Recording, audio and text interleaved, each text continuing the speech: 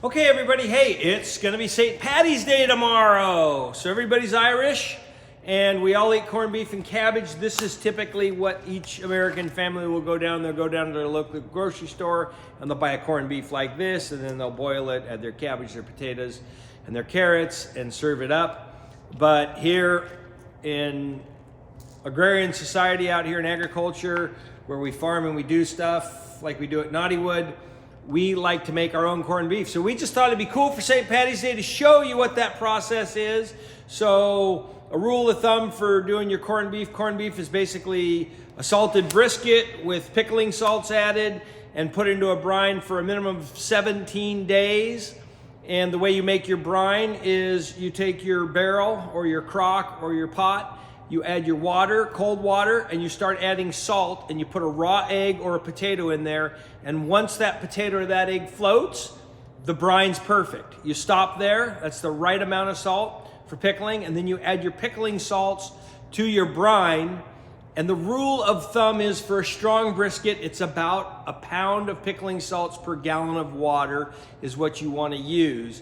If you want it less, if you don't want it strong, you use less. If you want it a little stronger than it would be, you use more. But it's the rule is about a pound, and a pound of pickling salts will make a strong pickled corned beef. So we're gonna walk into the cold box. It's really loud in there, so we won't be talking, but we're just gonna show you what it looks like when we pull them out. And we've also put some tri-tips in there, and we're trying out pickling these tri-tips to make our own corned beef out of that. So follow us in.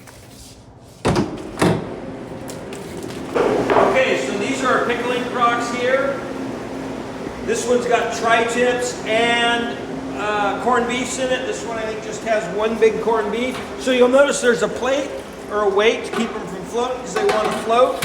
When they float, that's what happens. So there's a flat right there, and then there's a point, but we're going to leave that down so that we keep that submerged all the way in the pickle.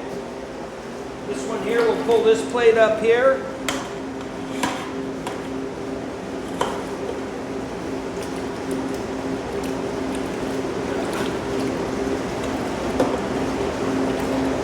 So then there's a flat. That's been in there for 17 days.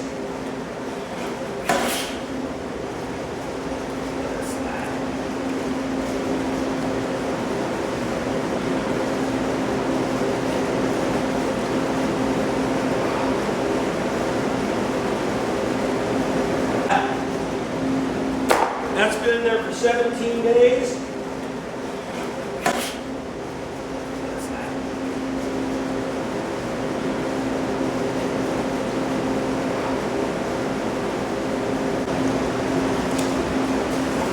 Flat, that's a point. Those are full guys there.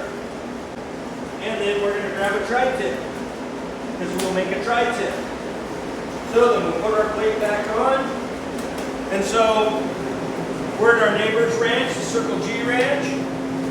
And we put all this up under here. That's it. So now we'll show you the difference out here where we can see a little better. So this has got all that preservatives in it.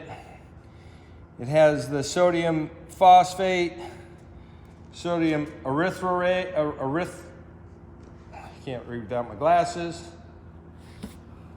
erythrobate, sodium nitrates for flavorings, right? Where you can see these guys here, that's the tri-tip, it's pickled. We don't pickle these as long. These really need to go in for a lot less time because they're a little bit less. But you can see that we've got our pickling salts, the pickles all over it. You can see where that's got in there really well. That corned beef is nice and good. This is the best corned beef ever. I mean, I just love this corned beef.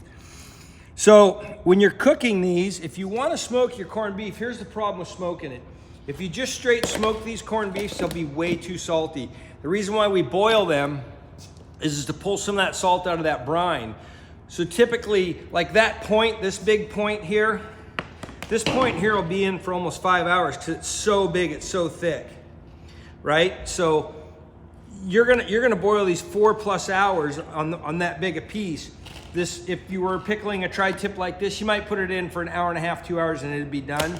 But what we're gonna do is we're gonna do a little experiment this year, and we're gonna go ahead and we're gonna boil these for a shorter time, pull them out, pull a portion of it out, cut it off, and put it in the smoker and smoke it for an hour or 2 or 3 or 4 and see how that comes out. So it'll be a bit of an experiment for the barbecuing side. I know some people will take a corned beef like this and do it, but when you're home curing your own corned beefs like this, and let me tell you, there's nothing better than a home cured corned beef, you have to be careful about trying to just barbecue it because it will be too salty because that brine.